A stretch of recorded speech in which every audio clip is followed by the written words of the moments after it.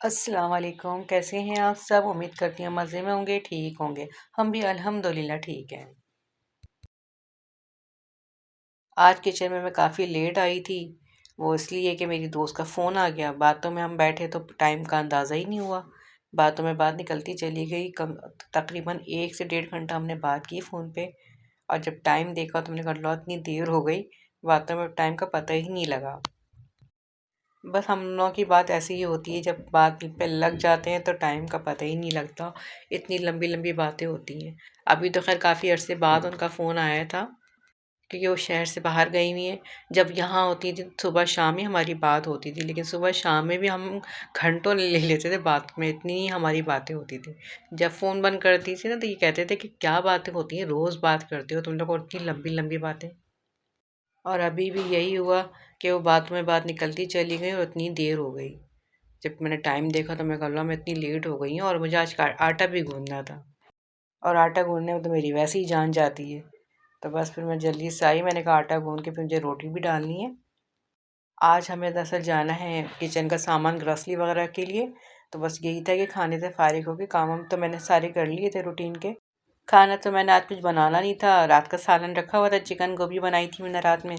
तो वो रखा हुआ था सालन, बस रोटी ही डालनी थी आटा गूँद के। तो ये कि बस मैंने कहा रोटी डाल के खाना ना खा के नमाज़ पढ़ के फिर हम लोग निकलेंगे।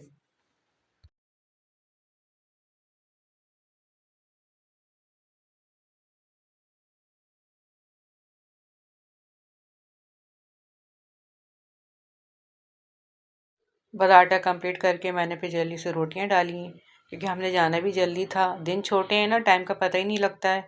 अब बाज़ारों में तो वैसे ही टाइम का पता नहीं लगता, दिन बड़े भी हों तब भी हमें टाइम बहुत कम ही लगता है। तो बस ये था, ये यही कह रहे थे कि जल्दी निकल चलो ताकि हम रोशनी रोशनी में वापस आ जाएं। मगरिब इतनी जल्दी हो जाती है, मगरिब हो जाती है ऐसा लगता है पता नहीं कितनी देर हो गई है।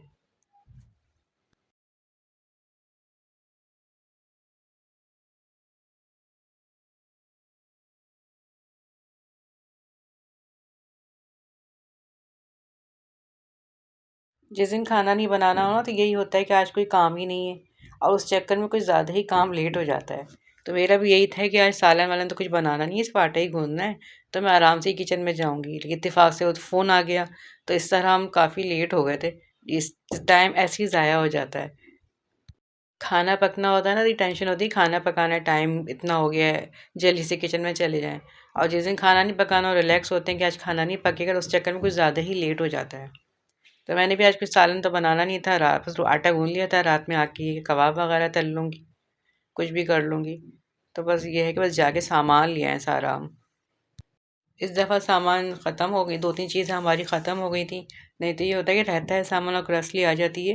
लेकिन इस दफ़ा ये कि मेहमानदारी माशाल्लाह रही, तो 1-2 चीज़ें थी जो बिल्कुल ही ख़त्म हो गई थी, तो आज हमारा जाना बहुत ज़रूरी था। बस खाने से फ़ारिग होके किचन समेट के फिर हम लोग निकल गए थे।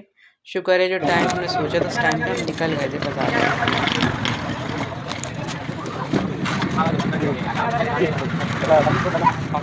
जब कोई शॉप ना हमारी बनी हुई कि मसाले वगैरह हमने वहीं से लेने होते हैं और कहीं के मसाले पसंद नहीं आते।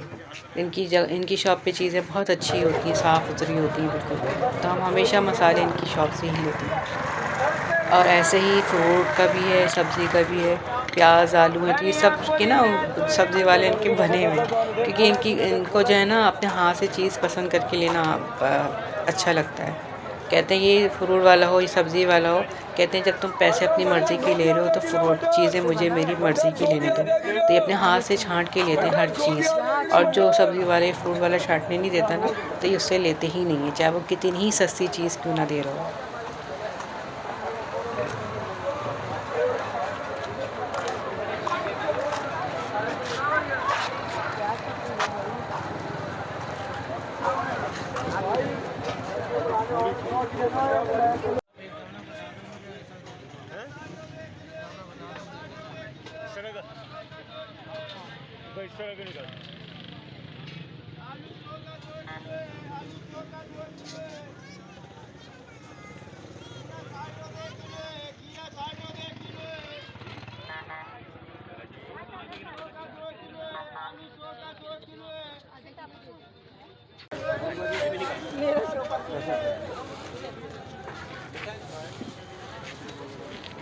काफ़ी दिनों से फ्रूट्स वगैरह भी ख़त्म हो गए थे, फ्रूट्स भी नहीं आया था और आलू प्याज है ये चीज़ें भी ख़त्म हुई हुई थी। तो आज हम लोग का यही प्रोग्राम था कि सारा सामान ले लेना है, चाहे कितना भी टाइम लगे लेकिन सब चीज़ें लेके आना है। तो मैं सब्ज़ी, फ्रूट, आलू, प्याज ये सब चीज़ें लेकर आई थी।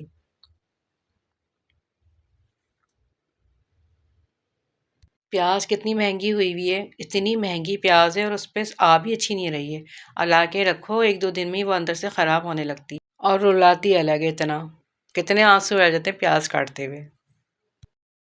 अच्छा आजकल ना पपीते का ठेले बहुत नज़र आ रहे हैं, नहीं तो इतने पपीते नज़र नहीं आए कभी। लेकिन पूरे पूरे ठेले भरे में पपीते के और अमरूद के।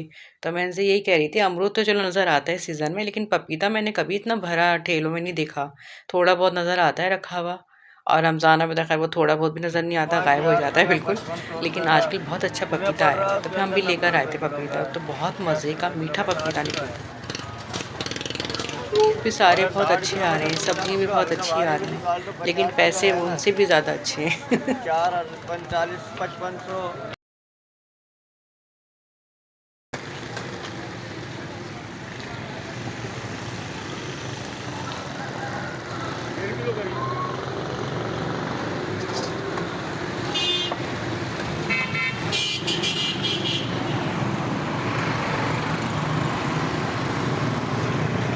शकरकंदी भी लेनी थी, मैंने मिल गई अच्छी, तो शकरकंदी भी लेकर आई हूँ।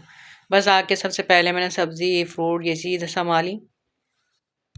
सामान लाने को तो सब चीज़ें ले आएँ आप, कितनी लाना ले आएँ, लेकिन जब उनको जगह पे पहुँचाना होता है ना, जब पता लगता है कि कितना सामान लेकर आए। इस दफ़ा मैं भुट्टा भी लेकर आई हूँ। नहीं तो मेरे ख़्याल से मुझे याद नहीं कभी भुट्टा मैं इतना सारा लेकर आई हूँ, बस मैं सूप के लिए लेके आती थी और बॉयल करके फ्रीज़ कर देती थी सूप के लिए। लेकिन इस दफ़ा मैं लेकर आई थी कि भुट्टा बॉयल करके खाएँगे, जैसे खाते हैं ना बॉयल करके नमक और बटर वगैरह लगा के, तो बड़ा मज़े का लगता है। लेकिन कभी मैंने बनाया ही नहीं इस तरह। तो इस दफ़ा मैं लेकर आई थी कि एक बॉयल करके खा के देखें कैसा लगता है, लोगों से तो बड़ी तारीफ़ सुनी है और खाते हैं अक्सर लोग भई भुट्टा, लेकिन हमारे यहाँ नहीं आया है कभी। तो मैं लेकर आई थी इस दफ़ा। ये देखें कैसा शेप बना हुआ है इस पे पपीते पे, शक्ल सी बनी हुई है कोई। सारे भुट्टे का ना छिलका उतार-उतार के चेक करते जा रहे थे ये, क्योंकि मैंने उनसे कहा था व्हाइट व्हाइट से देख के लीजिएगा, जो दूध वाला टेस्ट आता है ना भुट्टे में, बेबी कॉर्न, तो मैंने कहा वो देख कर लीजिएगा, तो उन्होंने सारे छिलके उतार-उतार के देखे थे व्हाइट है।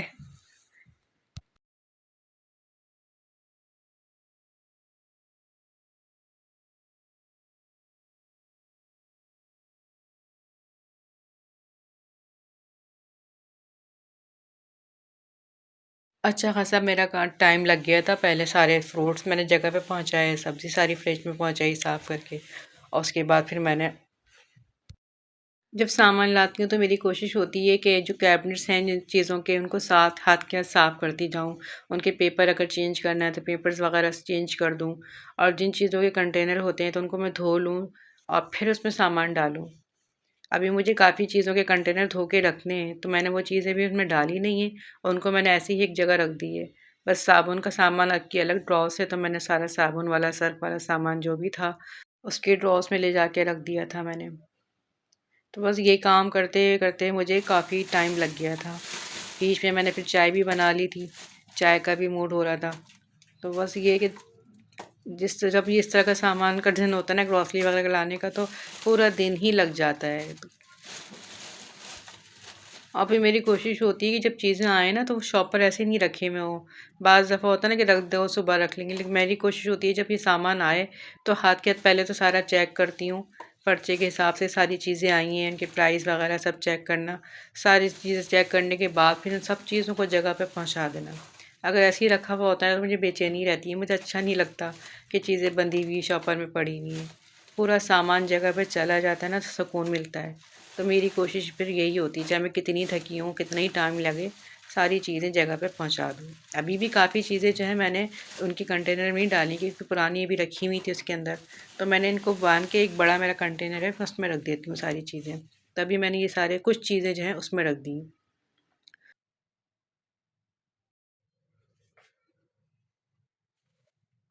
बस सामान सारा फिर मैंने जगह पे पहुँचा दिया था। ज़ाहिर है इस तरह के काम में क किचन भी कितना फैल जाता है।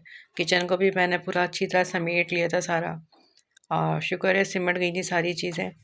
बस फिर मेरी हिम्मत नहीं हुई कुछ बनाने की, क्योंकि मेरा प्रोग्राम यही था कि घर आके मैं रात में कबाब तल लूँगी, पराठे वगैरह बना लूँगी, रायता बना लूँगी साथ में, क्योंकि कबाब तो मेरे तैयार रहती हैं फ्रीज़र में। लेकिन सामान ज़्यादा था, नहीं तो हमारा ये होता है कि 2 चक्कर में हम सामान लेकर आते हैं। एक में ग्रॉसरी कर लेते हैं सारी, फिर दूसरे में सब्ज़ी, फ्रूट वगैरह जो होता है वो ले आते हैं। लेकिन आज हम सारी चीज़ें इकट्ठे ही ले आए, तो सब चीज़ें समेटने में मुझे काफ़ी टाइम लग गया था और काफ़ी टाइम के साथ-साथ काफ़ी मेहनत भी की, तो मैं बहुत थक गई थी, तो मेरी बिल्कुल हिम्मत नहीं हो रही थी। तो बस मैंने फिर इनको कहा कि आप जाएँ और अपनी पसंद से कुछ भी ले आएँ, जो लाना है, मैं बना कुछ नहीं रही हूँ। थकन से मेरी आवाज़ भी इतनी अजीब-सी हो रही है, आप लोगों को अंदाज़ा हो रहा होगा मेरी आवाज़ से कि मैं कितनी थक गई हूँ। खाने से फ़ारिग होके फिर मैं अपनी वीडियोज़ का काम करने बैठी थी। वीडियो का काम करते हुए मुझे इतनी नींद आ रही थी, मेरा दिल कर रहा था मैं जाके सो जाऊँ। लेकिन ज़ाहिर-सी बात है ये काम भी ज़रूरी था, जैसे बाकी काम ज़रूरी थे, ये भी काम वैसे ही ज़रूरी है। तो बस मैं भी इतनी थकी हुई, इतनी नींद वाली हो रही थी, दिल कर रहा था अभी दोबारा चाय पीने को। लेकिन हमारी गैस चली जाती है तो इस टाइम चाय पी ही नहीं सकते, बस सोच सकते हैं कि चाय पीने का दिल कर रहा है। आज की मेरी वीडियो आप लोगों को पसंद आए तो मेरी वीडियो को लाइक कीजिएगा, शेयर कीजिएगा। न्यू देखने वाले सब्सक्राइब ज़रूर कर दिया करें, वीडियो को पूरी एंड तक देखा करें। अब दें मुझे इजाज़त, अपनी दुआओं में मुझे, मेरी फैमिली को याद रखिएगा और अपना भी बहुत ज़्यादा ख़्याल रखिएगा। अल्लाह हाफ़िज़।